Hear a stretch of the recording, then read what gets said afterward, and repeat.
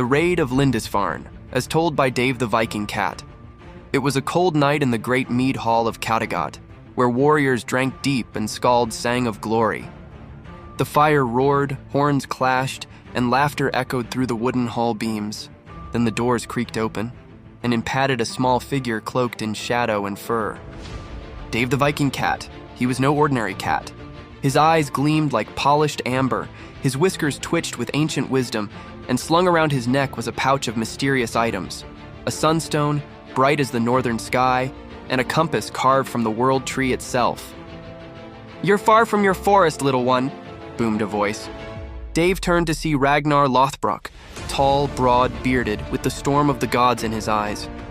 Without a word, Dave leapt onto the long table, patted past spilled mead and gnawed bones, and placed the sunstone before Ragnar.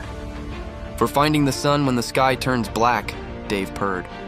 Then he dropped the compass into Ragnar's hand. "And for finding your fate." Ragnar studied the items. His warriors fell silent. Even the fire seemed to lean in. Then Ragnar laughed, a deep, thunderous laugh that rattled the shields on the walls. "You've the soul of a raider, cat. Come, there's a monastery to plunder." And so it was that in the spring of 793 AD, Ragnar and Dave set sail with a fleet of dragon-headed longships. Dave stood proudly at the prow of Ragnar's ship, fur whipped by the salt wind, sunstone glinting in the misty light. They sailed by starlight and sorcery, guided not just by compass, but by prophecy. Dave would often meow at sudden angles, and Ragnar would bark, "Turn the sail! Dave smells treasure!" Finally, the black silhouette of Lindisfarne rose before them, its holy monastery a jewel against the morning mist. As the monks knelt in prayer, the ground shook, not from Ragnar's footsteps, from Dave, who leapt from the ship with a war yowl so fierce it turned milk sour in the monks' cellars. Steel clashed with silence. The Vikings poured ashore, Ragnar at the front, Dave darting between legs, tripping soldiers, scratching at cloaks and hissing at priests. He even knocked over a holy chalice, then sat in it like a throne.